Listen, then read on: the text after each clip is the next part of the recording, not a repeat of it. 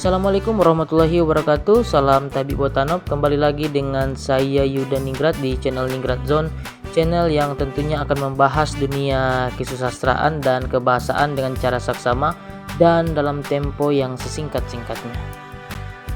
Baiklah, pada kesempatan ini kita akan membahas tentang percabangan ya dari studi sastra. Dalam studi sastra, kita mengenal teori, sejarah, dan kritik. Namun, selain itu, kita juga mengenal sastra umum, sastra nasional, regional, dunia, dan bandingan. Nah, dengan kata lain, teori, kritik, dan sejarah itu dapat diterapkan pada sastra umum, sastra nasional, regional, dunia, dan sastra bandingan. Sastra umum juga bisa dinamakan sebagai sastra universal, yaitu sastra yang nilai-nilainya ada dan dapat diterapkan di seluruh dunia. Sastra umum juga dapat bermakna teori sastra dan poetika. Nah, poetik atau poetika adalah ilmu mengenai kemampuan sastrawan dan kemampuan pembaca dalam berhubungan dengan karya sastra, yaitu sastrawan yang mahir dalam mencipta dan pembaca yang mahir dalam menghayati sebuah karya sastra. Dapat dikatakan bahwa sastrawan yang mampu menulis karya sastra yang baik memiliki kemampuan poetik yang tinggi, sedangkan yang tidak mampu menulis karya sastra yang baik, kemampuan poetiknya rendah. Demikian pula, pembaca yang berhasil dalam menghayati karya sastra dengan baik adalah pembaca yang kemampuan poetiknya tinggi. Sebaliknya, yang tidak mampu menghayati karya sastra dengan baik adalah pembaca yang kemampuan poetiknya rendah.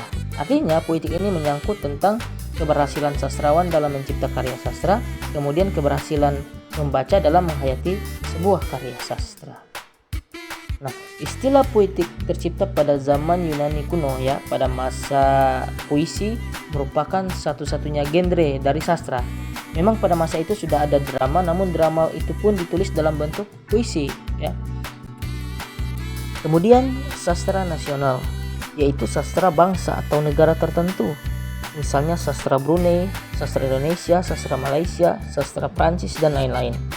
Tempat seorang sastrawan dalam konteks sastra nasional pada umumnya tidak ditentukan oleh bahasa karya sastra sang sastrawan, tetapi oleh kewarganegaraan sastrawan tersebut. Sastrawan Singapura misalnya yang menulis dalam bahasa Inggris adalah sastrawan nasional Singapura. Sastrawan India yang menulis dalam bahasa Inggris juga adalah sastrawan India.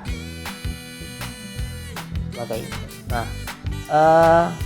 dapat disimpulkan bahwa sastra nasional ditentukan oleh kewarganegaraan sastrawannya. Sastra nasional juga meliputi sastra daerah yang merupakan bagian wilayah dari sastra nasional tersebut. Di Indonesia khususnya misalnya ya, ada sastra daerah, yaitu sastra yang ditulis dalam bahasa daerah, misalnya sastra Bali, sastra Jawa, dan sastra Sunda. Karena Indonesia menganut paham pluralisme ya, maka kebudayaan yang dianggap mewakili Indonesia adalah kebudayaan nasional. Nah, hal itu sesuai dengan Undang-Undang Dasar tahun 1945 yang dimaksud dengan kebudayaan nasional adalah puncak-puncak kebudayaan daerah, karena kebudayaan daerah berada di bawah kebudayaan nasional. Nah, kedudukan sastra nasional Indonesia dengan demikian juga berada di atas sastra daerah. Lanjut, sastra regional adalah sastra dari kawasan geografi tertentu yang mencakup beberapa negara, baik yang mempergunakan bahasa yang sama maupun mempergunakan bahasa yang berbeda. Ya, misalnya sastra ASEAN, yakni sastra yang di dalamnya berisi anggota negara ASEAN. Kemudian sastra Nusantara misalnya, atau sastra Melayu yang di dalamnya terdapat negara Indonesia, Brunei Darussalam, Malaysia, dan Singapura. Kemudian sastra dunia. Sastra dunia adalah sastra yang reputasi para sastrawannya dan karya-karyanya diakui secara internasional.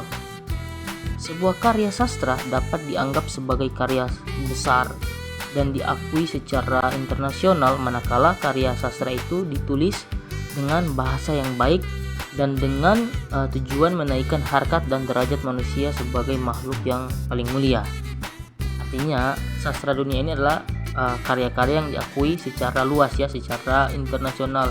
Kemudian sastrawannya pun merupakan sastrawan terkenal yang kehebatannya diakui. Kemudian yang terakhir adalah sastra bandingan. Nah, sastra bandingan berupaya untuk membandingkan dua karya sastra atau bahkan lebih untuk mencari perbedaan maupun persamaan.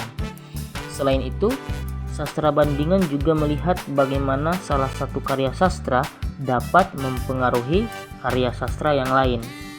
Hal tersebut akan menentukan karya mana yang menjadi pengaruh dan karya mana yang dipengaruhi, sehingga hal ini juga berfungsi dalam menentukan urutan atau induk karya sastra sebagai sejarah dari pertumbuhan dan perkembangannya, sekaligus ya melihat karya asli dan karya jiplakan, tiruan atau bahkan adopsi.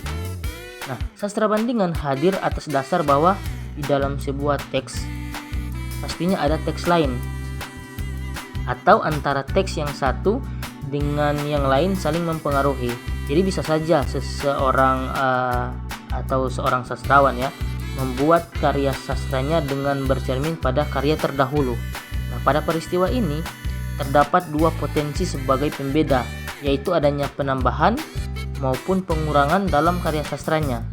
Hal ini disebabkan karena setiap sastrawan memiliki kreativitas yang berbeda dan selalu memiliki pengaruh atas masa lalu. Misalnya, sebelum membuat karya, ia terlebih dahulu membaca karya orang lain. Maka bukan tidak mungkin ketika dia menulis karyanya, ada gaya yang mirip dengan karya sastra yang telah dibacanya, baik bahasa atau tema yang digunakan. Baik, sekian dulu pembahasan kita kali ini. Semoga bermanfaat. Bahasa adalah wujud kita, sastra adalah jiwa kita. Salam Tabi Botanov.